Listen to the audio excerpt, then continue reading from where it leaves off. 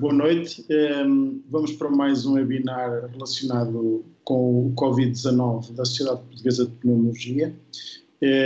Efetivamente, este tema é muito diversificado, há muitas situações e muitos assuntos relacionados com esta pandemia que necessitam de ser melhor esclarecidos para também melhor abordarmos todas as situações que estão associadas. Hoje vamos ter algo que é muito importante e que escutamos análises e notícias todos os dias, que tem a ver com a epidemiologia desta pandemia, nomeadamente no nosso país e na comparação que é feita com os outros países. Efetivamente, já vimos várias previsões, algumas delas mais calamitosas, digamos assim, outras um pouco menos drásticas, digamos assim, mas efetivamente aquilo que me parece que era importante era ter uma ideia concreta dos conceitos que estão a ser analisados e efetivamente, mediante algum tempo, nós já temos um mês desde que foi detectado o primeiro caso positivo em Portugal, provavelmente já temos alguns dados que nos permitem fazer uma previsão mais rigorosa do que poderíamos fazer há 2 semanas atrás. Para nos falar sobre estes conceitos e aquilo que podemos esperar, tivemos a grande sorte de poder contar com a colaboração da professora Gabriela Gomes, a quem muito agradeço o facto de se ter disponibilizado em fazer este webinar para a Sociedade Portuguesa de Pneumologia. A professora Gabriela Gomes é alguém que tem muita experiência, tem muitas publicações nesta área das infecções, da epidemiologia das infecções e das epidemias. É professora, foi professora na Escola Superior de Medicina Tropical de Liverpool e pertence também ao Centro de Matemática Aplicada da Universidade do Porto. Muito obrigada, professor António Moraes. É um prazer muito grande estar aqui.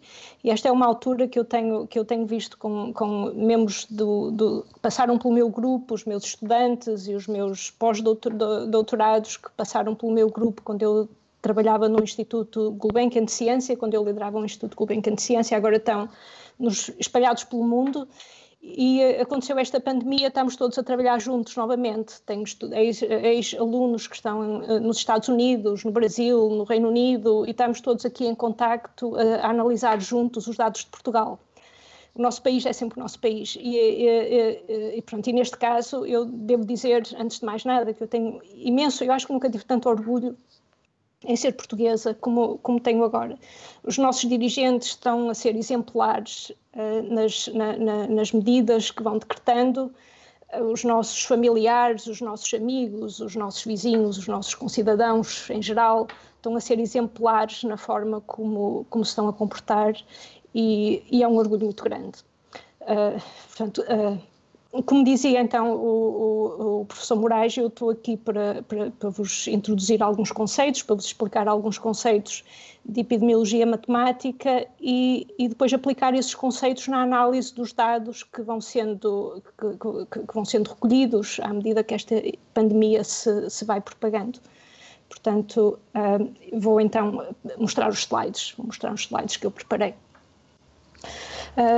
Ora bom, penso que todos nós sabemos que temos um novo coronavírus que é capaz de infectar seres humanos, que emergiu na China em finais de 2019. O vírus é muito semelhante a outros coronavírus que abundam em espécies de animais selvagens, como os morcegos e os pangolinos, e está a ser investigado como se terá processado a sua travessia entre espécies, desde o reservatório animal até nós. Mas a verdade é que o vírus se espalhou e está praticamente em todo o mundo. Portanto, temos aqui um gráfico, também é um gráfico que todos nós nos habituamos muito a ver. Aliás, eu devo dizer que eu eu encontrei este gráfico, eu tenho sempre as notícias na minha frente quando estou a trabalhar no computador, a nossa comunicação social também está a ser exemplar na cobertura que está a dar a esta pandemia, e este gráfico surgiu no meu computador, penso que no Jornal de Expresso, e refere como fonte o Centro Europeu de Prevenção e Controlo de Doenças, o ECDC e a DGS. Portanto, estamos a ver aqui a curva preta, que é Portugal, e os outros países. Portanto, uns países estão a conter a epidemia melhor que outros. Portugal está, assim, mais ou menos em médio, está a ter um controle médio, em geral, pronto, intermédio em toda esta nuvem de países que vemos aqui. Portanto, eu vou então passar às análises que eu fiz mais concretamente para Portugal. Nós temos um conceito que nos ajuda a entender a velocidade de propagação de uma epidemia e nos ajuda a compreender qual será, digamos, que o volume de casos, que quantidade de casos de doença e que mortalidade terá a doença que estamos a estudar. E também nos ajuda a prever a mais longo termo se irá haver epidemias sucessivas, ondas sucessivas. Portanto, este conceito é o R0. O R0 é conhecido é o número básico de reprodução, e o que ele significa é, em média, quantos contágios cada infectado gera. Portanto, em média, se em média cada pessoa infectada gera 2 novas pessoas infectadas, então nós vamos ter uma curva a crescer, e ao fim de cada tempo nós contamos aquilo que nós chamamos o tempo de geração, é o tempo desde que uma pessoa foi infectada até ao tempo que a sua infecção é máxima, a sua infecciosidade é máxima, mais ou menos. Neste caso, digamos que seja 5 dias, por exemplo, 4 a 5 dias. Se tivermos um R0 igual a 2,5, por exemplo, isto quereria dizer que ao fim de 4 a 5 dias nós teríamos 2,5 mais casos de infecção. Pronto, este é o conceito, e então como é que nós estimamos este valor de R0?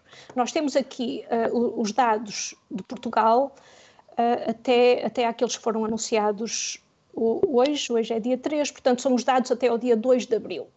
Então no início tínhamos muito poucos casos, e isto foi subindo exponencialmente,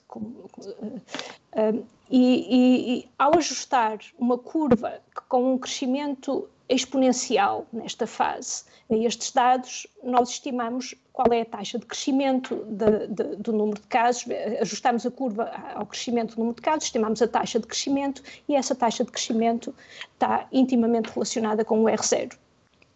Portanto, no caso de Portugal, nós estimamos que, aliás, e outros países também, isto é bastante constante pelo mundo, neste início de epidemia, o R0 nós estimamos em 2,7. Portanto, uma curva com um crescimento com R0 de 2,7 dá-nos um bom ajuste a estes dados. E depois construímos um modelo matemático, portanto um modelo matemático que descreve a dinâmica de transmissão da infecção numa população. Então temos um número de indivíduos na nossa população, 10 milhões, um pouco mais, e os indivíduos têm uma probabilidade de ter contactos, têm uma taxa de contacto com outros indivíduos na população, e cada taxa de contacto, se for entre um indivíduo suscetível e um indivíduo infeccioso, existe uma probabilidade de haver contágio. E, portanto, ao construir isso pode ser construído com equações diferenciais ou outros algoritmos ou modelos computacionais também. E ao fazer isso, nós temos para além deste crescimento exponencial da curva, nós vamos ter eventualmente uma saturação, porque à medida que os indivíduos vão sendo infectados na população, a probabilidade de um indivíduo ter um contacto com outro, que seja a probabilidade de haver contactos suscetível infectado, fica cada vez menor. Porque temos cada vez menos suscetíveis na nossa população, temos menos indivíduos que possam gerar novos casos, que possam dar lugar a novos casos. E, portanto, a curva começa a desacelerar, eventualmente vai a crescer, porque deixa de haver indivíduos suscetíveis para serem infectados neste processo. Pronto, se nós não tivéssemos feito nada, se nós deixarmos a epidemia correr livremente na população, e a infecção correr livremente na população, nós íamos ter imensos casos que iriam estar muito acima da capacidade do Sistema Nacional de Saúde, que anda mais ou menos assim, se nós formos ver a capacidade de cuidados intensivos, nós estamos neste momento, pronto, nem todos os casos precisam de cuidados intensivos, mas neste momento estamos, penso eu, próximos segundo os dados que eu vi, estamos próximos da capacidade do sistema de saúde. Portanto, então vamos implementar, temos que reduzir esta ocorrência de número de casos. Então, a forma como se está a fazer, na ausência de uma vacina que nos ajudasse a reduzir o número de suscetíveis na população, resta-nos então reduzir os contactos. Portanto, quer dizer, uma forma de reduzir a taxa de crescimento da epidemia seria reduzir o número de suscetíveis, mas outra forma é reduzir a taxa de encontros entre indivíduos, reduzir os encontros entre indivíduos que possam dar lugar à infecção. Portanto, temos aqui então, neste cenário de mitigação, é a curva azul, digamos, temos uma estratégia moderada para reduzir novas ocorrências de infecção na população e digamos que estamos a reduzir os contactos sociais por um fator de 30%. E então vamos ter esta curva azul que se vê aqui. Nesta curva, se nós seguíssemos esta curva azul, o número de casos continuaria a ser muito alto.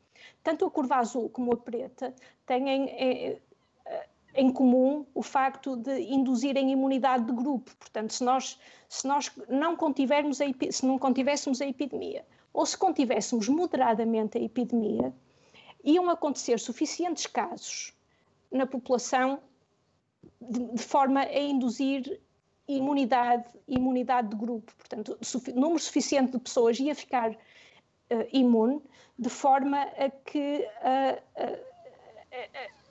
que não houvesse uma segunda onda. Outra estratégia é a estratégia de supressão, em que nós reduzimos ainda mais os contactos entre indivíduos e, portanto, haverá menos contágio, porque estamos a reduzir mais ainda os contactos. Neste caso, nós conseguimos manter a curva dentro da capacidade do Sistema Nacional de Saúde, mas, portanto, eu estou aqui a assumir intervenções de distanciamento social que duram cerca de 3 a 4 meses, mas o problema nesta estratégia é que quando paramos a intervenção nós vamos ter uma segunda onda porque não tivemos suficientes casos de forma a induzirmos imunidade de grupo. Bom, mas eu disse que eu ia falar do R0, então como é que o R0 entra aqui? Portanto, no início, nós temos aqui este gráfico que representa o R0. No início, tínhamos o tal R0 igual a 2,7, que nós estimamos a partir do crescimento exponencial no início da epidemia. Se não fizermos nada, o R0 fica 2,7 para sempre, e é aquela coisa que nós não queremos, que dá aquela epidemia muito grande. Se nós implementarmos uma estratégia de mitigação, que é a tal redução moderada nos contactos, aí vamos reduzir o R0. Portanto, este é o R0 controlado, digamos, aquele é o R0 não controlado. Então temos agora aqui um R0 controlado, em que nós reduzimos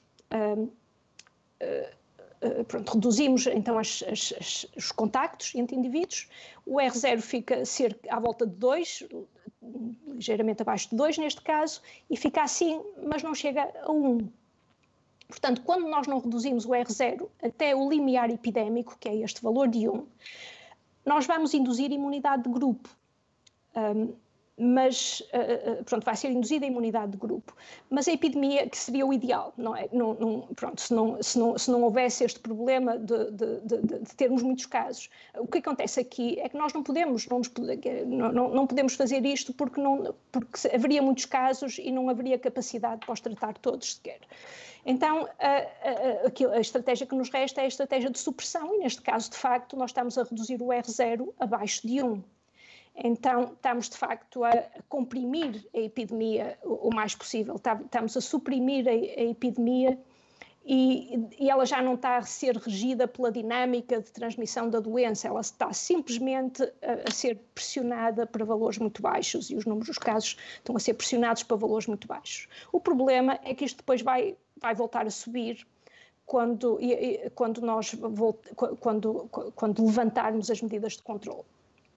No caso de Portugal, eu penso que nós, à data de hoje, que é o dia, pronto, estamos em 3 de abril, à data de hoje nós ainda não atingimos o nível necessário de distanciamento para termos uma estratégia de supressão, efetivamente. Ainda estamos, a forma como eu implementei estes modelos é que o distanciamento teve início quando as escolas começaram a fechar e subiu gradualmente, por isso é que eu tenho aqui os R0s a decrescerem gradualmente. Isto aqui, este ponto é quando as escolas, pronto, estas curvas começam a divergir quando as escolas começaram a fechar, então os R0s das estratégias controladas começaram a reduzir e estão ainda a reduzir, e as novas medidas que acabam de ser declaradas em que vamos intensificar as medidas de contenção são bem necessárias porque nós ainda precisamos de descer o R0 mais um pouco para estarmos confortavelmente numa estratégia de supressão. Pronto, eu acho que era em relação a esta figura, acho que é o essencial. Portanto, agora, se formos comparar esta figura com a situação de Itália, por exemplo, eu estou a comparar com a Itália porque foi o primeiro país europeu a declarar casos, a detectar casos desta infecção. Então aqui em Itália nós vemos que a Itália já está no máximo, já está na intensidade de supressão que faça a curva descer, portanto a curva subiu e agora já parece estar confortavelmente a descer, não é? Portanto o R0 já desceu, o R0 já está abaixo de 1 na Itália, segundo estes ajustes destes modelos, e Portugal lá estará em breve. Eu penso que mais uma semana ou duas, em Portugal também estará com a sua curva a descer, tal como a Itália. A outra coisa que eu estimei desta comparação é que Portugal, no início, deste crescimento inicial, revelava cerca de 11 dias de atraso na sua dinâmica em relação à Itália. Portanto, nós estamos a olhar à Itália daqui por cerca de 2 semanas, é o Portugal de agora, com o benefício que... Não, ao contrário, a Itália há 2 semanas atrás será o Portugal de agora, com o benefício de que Portugal iniciou as medidas mais cedo e, portanto, eu julgo que nós conseguiremos dar a volta sem ter tantos casos e tantas mortes, esperemos. Portanto, Itália. Agora, o que eu queria falar de seguida era heterogeneidade. A heterogeneidade é muito importante quando nós estamos a avaliar o que acontecerá depois, o que vai acontecer quando nós levantarmos as medidas de contenção. Então, isto é uma outra figura. Aquilo que eu vos mostrei na figura anterior foi esta curva preta, a cheia, a mais baixa destas curvas pretas.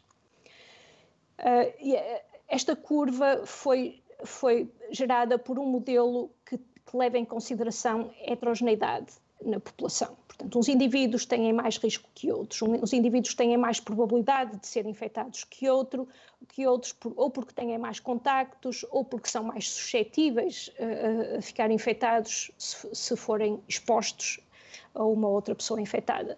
Portanto, se nós considerássemos um modelo sem heterogeneidade, que é aquilo que a maior parte dos grupos estão a fazer, nós iríamos esperar uma epidemia muito maior, que é esta curva a ponteado.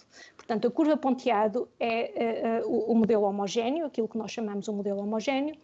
Se tivermos um modelo com alguma heterogeneidade, mas com pouca variância, por exemplo, uma variância do 1, nós temos esta curva, esta segunda curva. À medida que vamos aumentar a variância, à medida que aumentamos a heterogeneidade na nossa população, a epidemia não controlada vai ficar cada vez mais baixa. Portanto, isto aqui parece baixo, parece muito baixo em comparação com esta curva, com este pico enorme, mas esta é a mesma curva que eu mostrei nos slides iniciais. Quando nós implementamos as medidas de contenção, as medidas de distanciamento social, esta variação enorme não se manifesta. Portanto, de facto, o modelo, quando esta dinâmica está sob supressão, aquilo que nós vemos e estes formatos das curvas têm muito pouco a ver com a dinâmica do modelo. Isto é basicamente um restinho, os casos estão a acontecer ao mínimo possível, e está a acontecer casos por causa das pessoas que já foram infectadas antes das medidas, porque não está a haver, de facto, uma dinâmica de transmissão com R0 maior que 1, já temos o R0 menor que 1, portanto o número de contágios está a decrescer de dia para dia e as curvas vão baixando. Portanto, isto é uma das razões porque eu acho que a heterogeneidade é tão importante e tem sido tão negligenciada na epidemiologia matemática. Tem sido negligenciada porque é muito difícil de estimar, mas é muito importante, porque nós vemos relatórios que nos dizem que, ao implementarmos estas medidas de supressão, nós estamos a reduzir o número de casos por um fator de 25, quer dizer, se não tivéssemos implementado as medidas, o número de casos ia ser 25 vezes superior àquilo que é o fator destas curvas laranjas para esta ponteada. Se tivermos muita heterogeneidade no modelo, nós estamos sim a diminuir muito a altura do pico, mas não tanto, porque o pico livre não seria tão alto como um pico livre segundo o modelo homogéneo. Mas uma razão pela qual isto é ainda mais importante é que, pela mesma razão que uma epidemia, segundo um modelo homogéneo, é muito alta, causa muitas infecções, da mesma forma a proporção da população, a percentagem da população que tem que estar imune, para nós termos imunidade de grupo que evite segundas ondas, também é muito alta, segundo o modelo homogéneo. Portanto, neste caso, o modelo homogéneo livre, sem intervenções, infectaria cerca de 70% da população. Isto corresponde mais ou menos a dizer que, para evitarmos, porque lembrem-se, a epidemia termina, a curva vira e baixa, porque gastamos os suscetíveis. E então aqui estamos a dizer que é preciso gastar muitos suscetíveis, é preciso reduzir muitos suscetíveis para que o modelo homogéneo comece a descer, para que a epidemia termine segundo o modelo homogéneo. Portanto, a diminuição no número de suscetíveis que faz diminuir, que faz terminar a curva. Portanto, da mesma forma, nós iremos prever que, para evitar uma segunda onda, segundo o modelo homogéneo, nós precisávamos de ter 70% da população imune. Mas se for segundo o modelo heterogéneo, bastará uma percentagem muito menor, bastará ter imunidade numa percentagem menor da população para nós evitarmos a segunda onda. Além disso, segundo o modelo heterogéneo, a segunda onda acontecerá mais tarde, porque estas curvas laranja induziram mais ou menos a mesma imunidade na população, elas são muito parecidas, as curvas são muito parecidas, elas infectaram o mesmo número de pessoas e, portanto, induziram o mesmo grau de imunidade na população.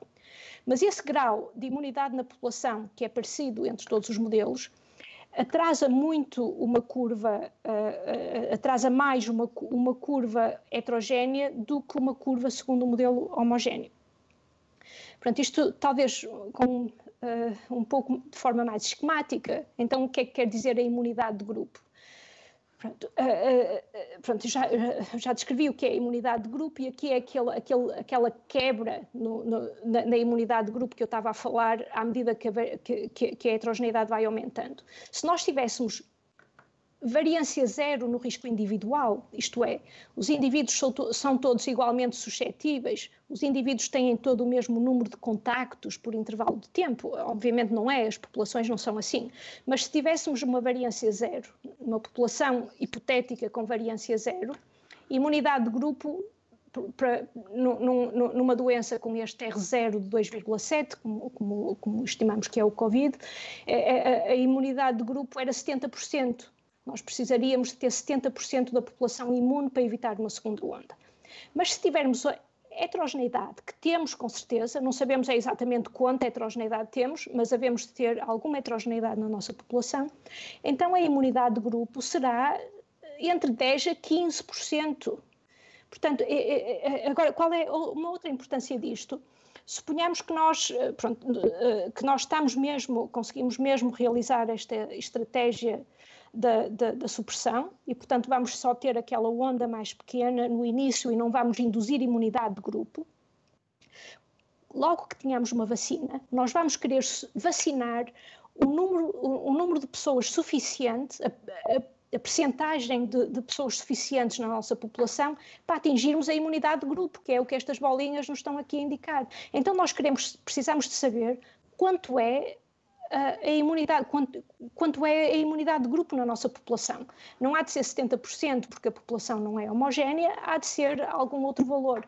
E, portanto, aquilo que nós estamos a estudar no nosso grupo é formas de estimar esta heterogeneidade, quanta heterogeneidade temos na nossa população, qual é a variância no risco individual, que é para nós sabermos quantas doses de vacina vamos ter que ter para conseguir evitar uma segunda onda.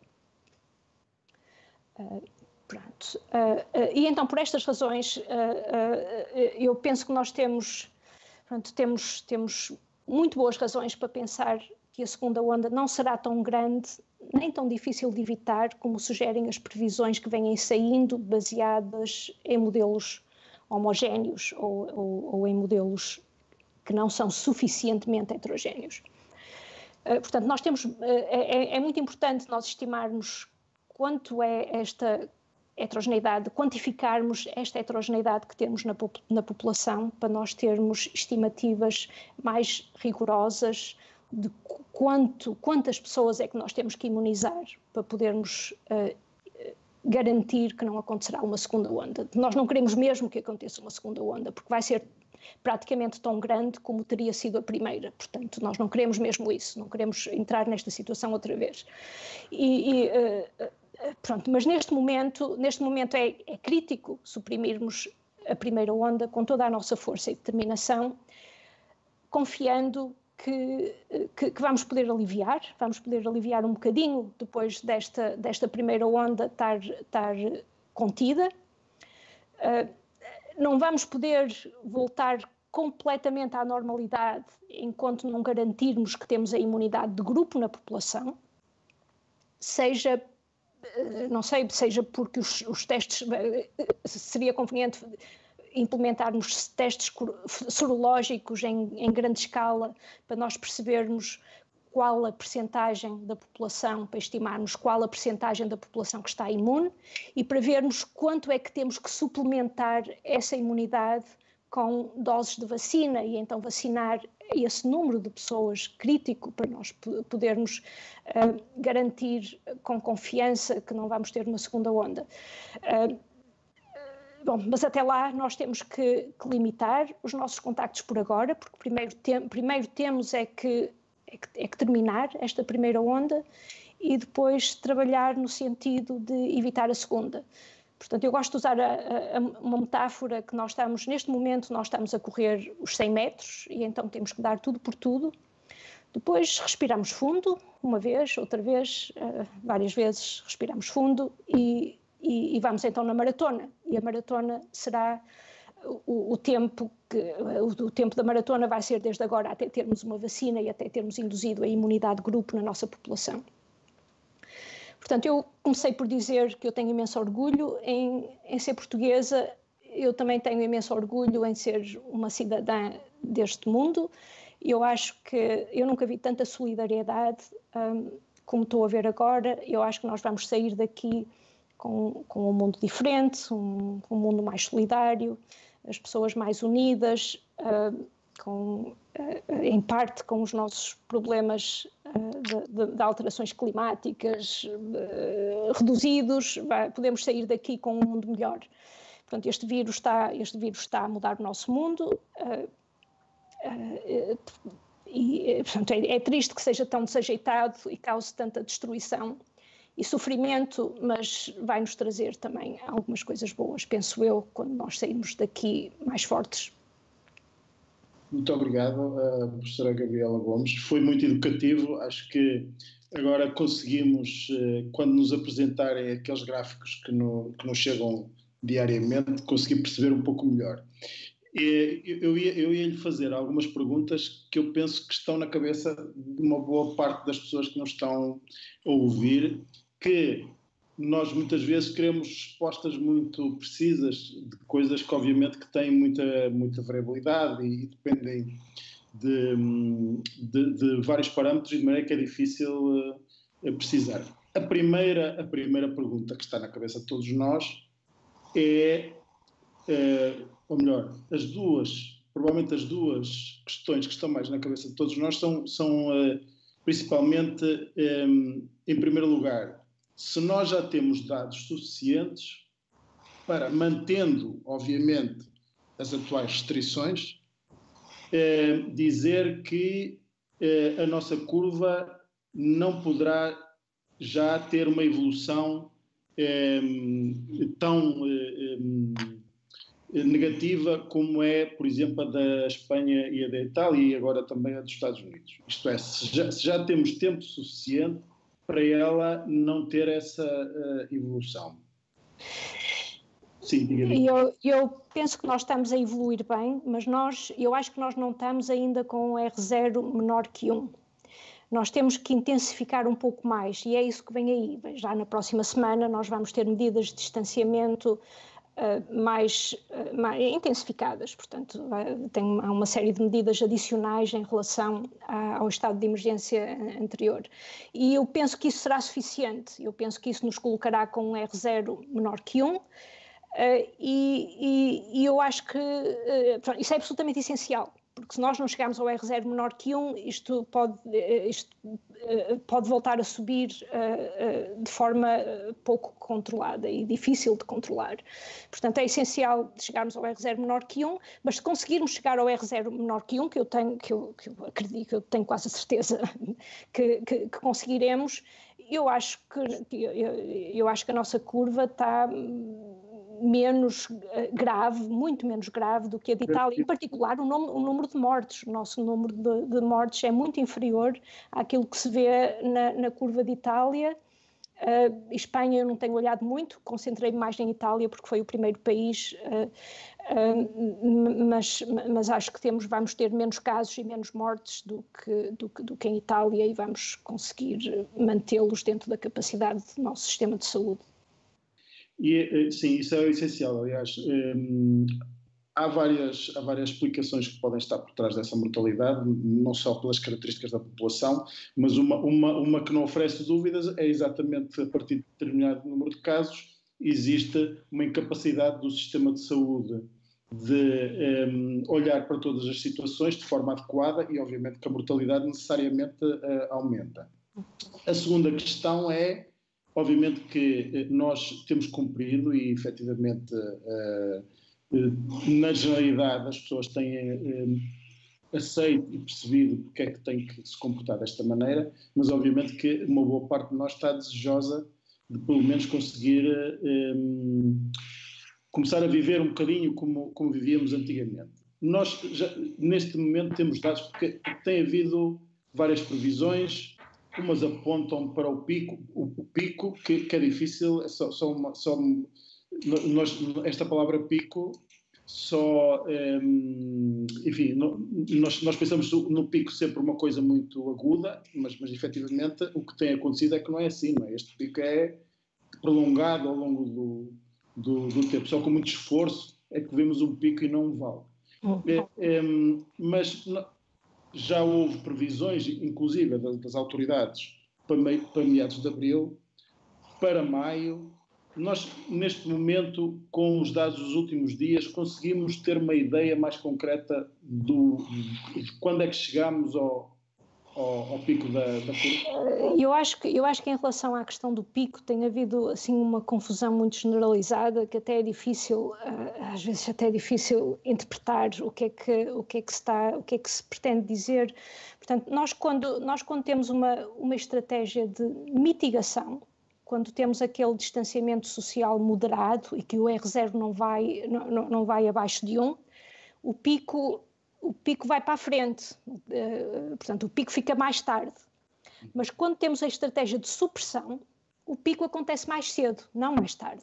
Portanto, temos aqui estas duas estratégias e eu penso que às vezes, pronto, pode haver um grupo que está-se a referir a uma estratégia e diz que o pico vai para a frente, outro grupo pode estar a concentrar as suas análises numa estratégia de supressão e então o pico vai para trás e então em que ficamos. Eu acho que é preciso tentar acomodar tudo aquilo. Eu tenho a certeza que todas as pessoas que fazem as projeções estão a fazê-las corretamente, mas podem estar a falar de coisas diferentes. Outra coisa também é o pico da mortalidade. Nós devemos ter um pico de infecções e o pico da mortalidade há de ser muito mais tarde e provavelmente muito mais tipo planalto do que o pico de infecções. O pico de infecções, apesar de tudo, é capaz de não ser tão largo como o pico de mortes. Eu acho que, aliás, viu-se isso na China. A China continuou a ter números muito sustentados de mortes quando já tinha pouquíssima infecção.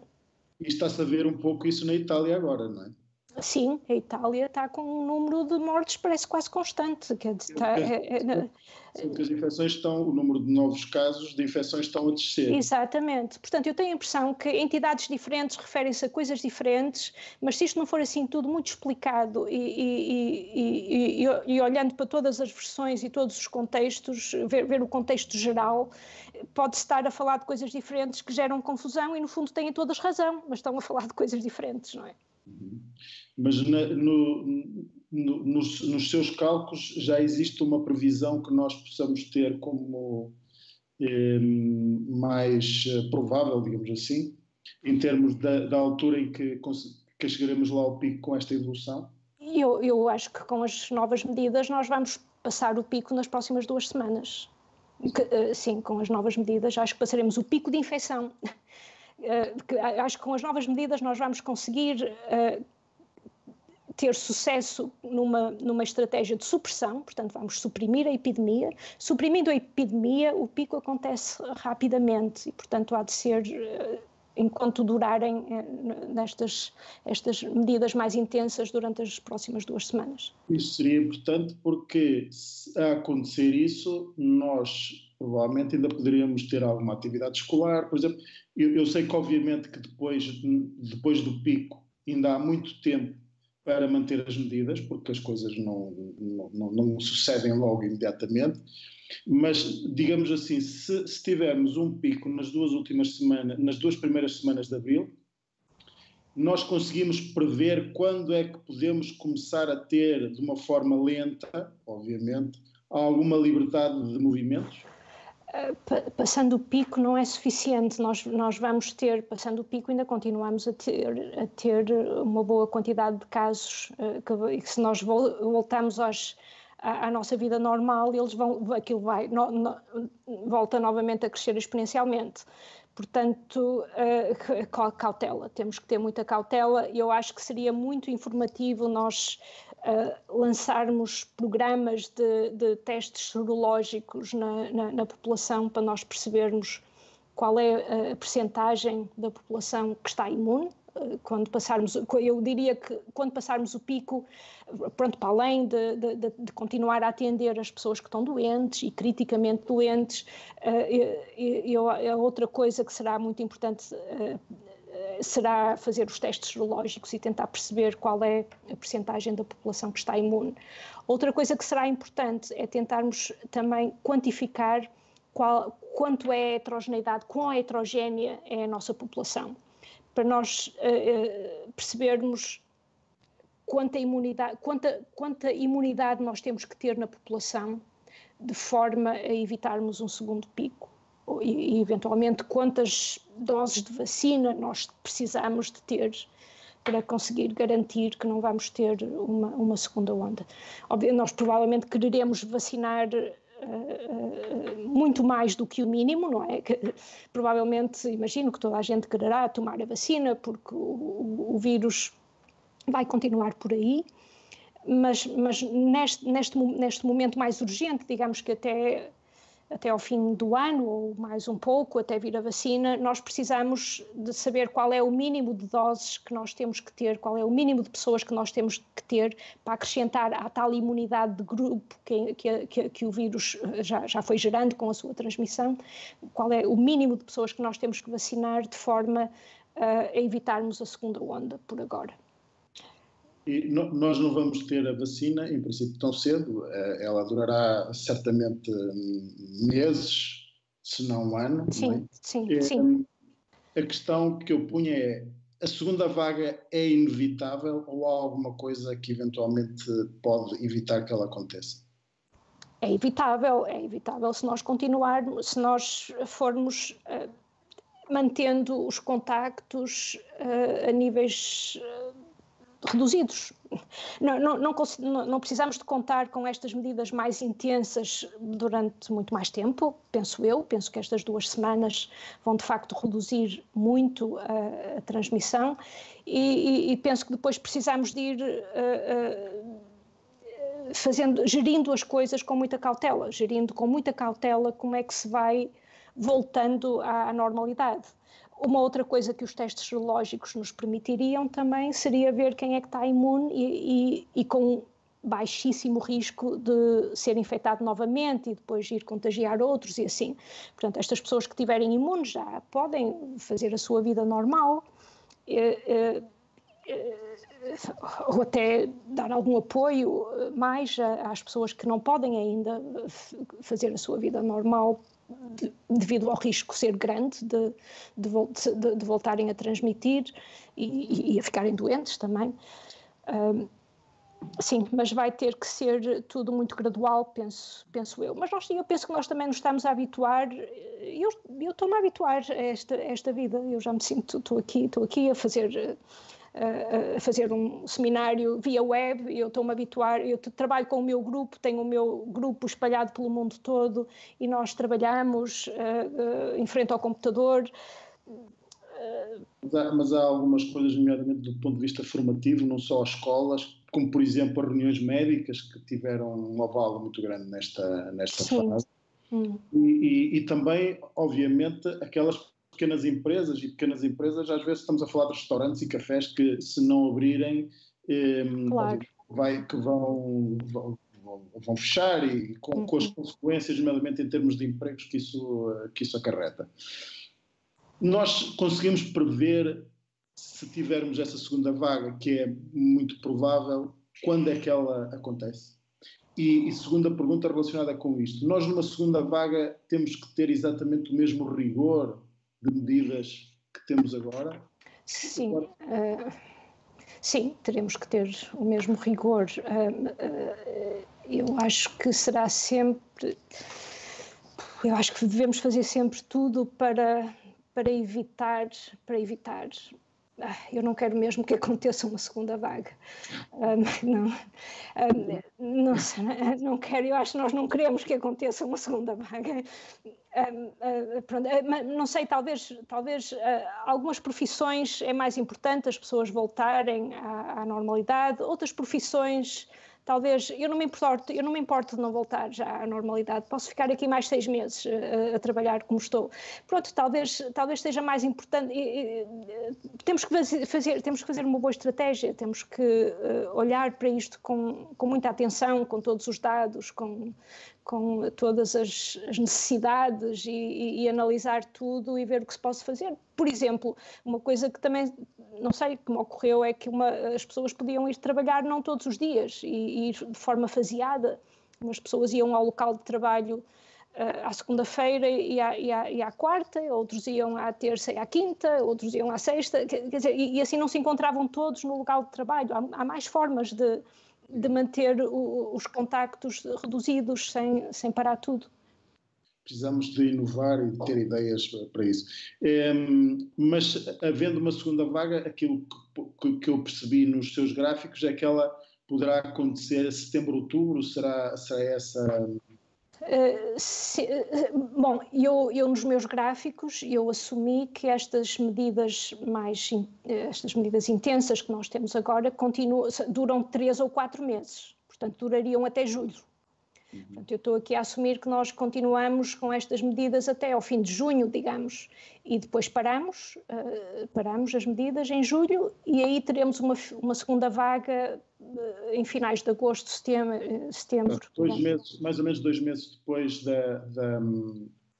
digamos assim, de interromper estas medidas. Sim, segundo este modelo mais heterogéneo, se o modelo for mais homogéneo, acontecerá mais depressa e a onda será maior.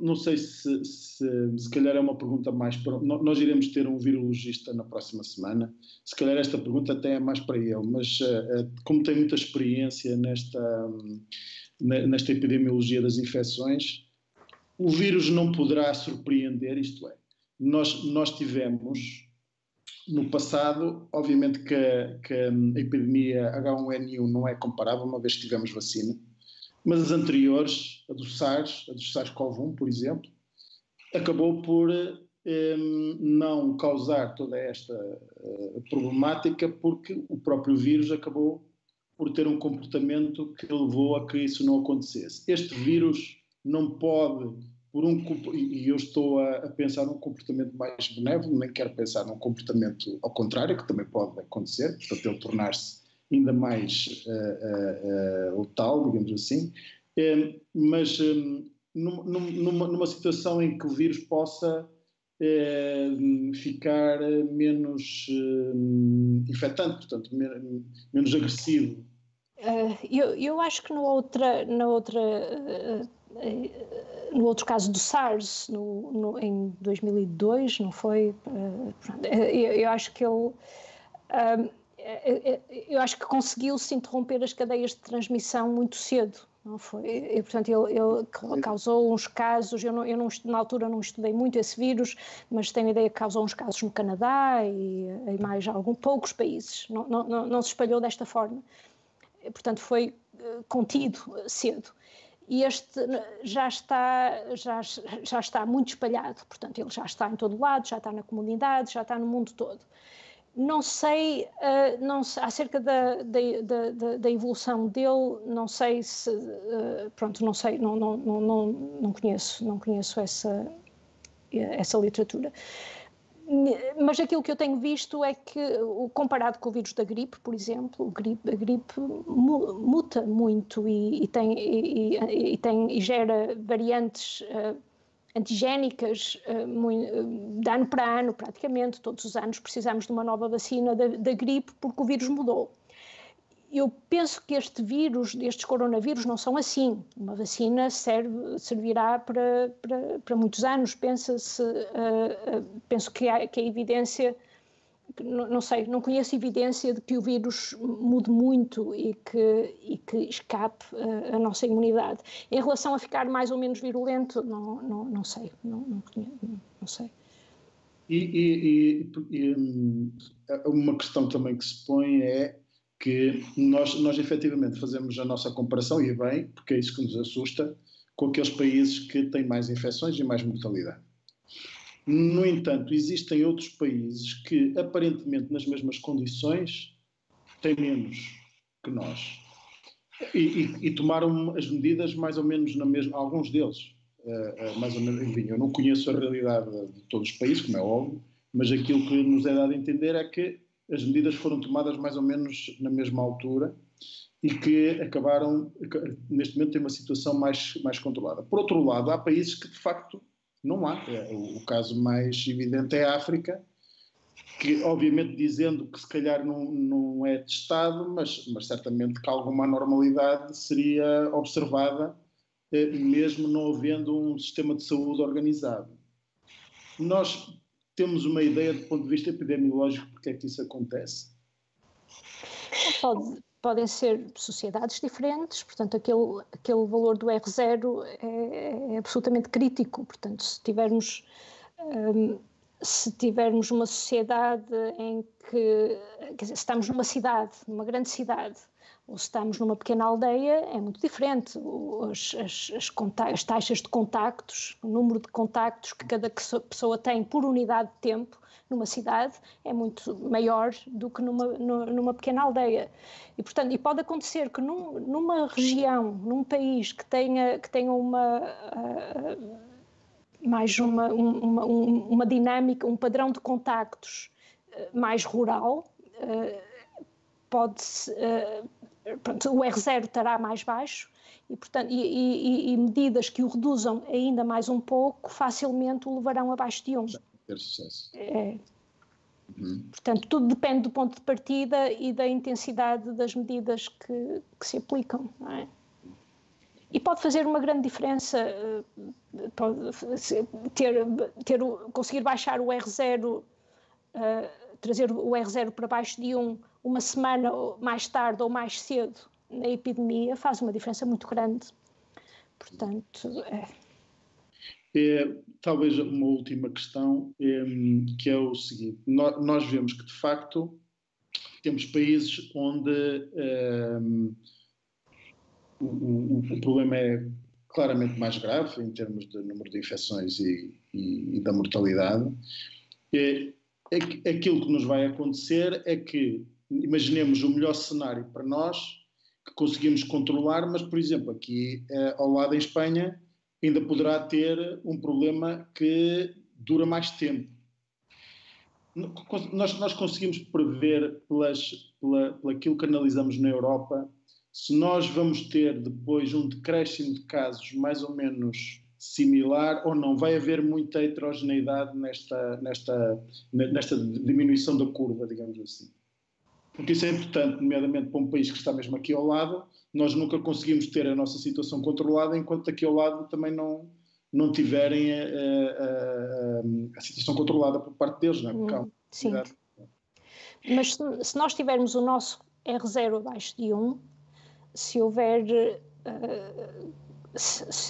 casos importados de outros países, entram aqui e não se propagam, porque se tivermos com os nossos contactos reduzidos ao ponto do R0 ser menor que 1, aquilo pode causar um caso ou outro esporádico, mas termina ali, não vai novamente fazer a epidemia subir. Portanto, sim, de facto,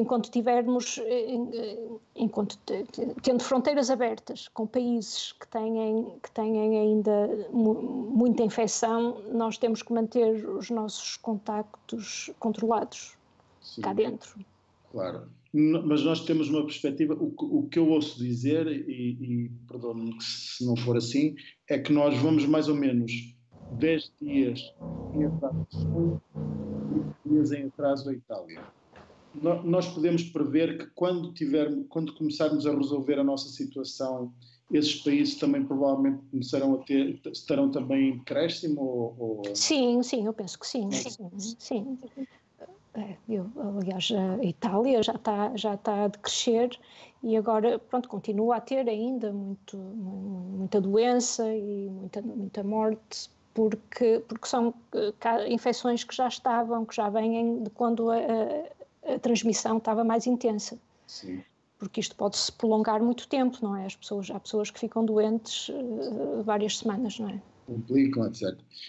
Portanto, a ideia que podemos ter é que a Europa, digamos assim, vai ter uma evolução mais ou menos similar, portanto, com uma diferença de poucos dias, mas que a evolução será mais ou menos homogénea, não sei se a palavra é muito forte. Entre os países. Sim, eu penso que sim.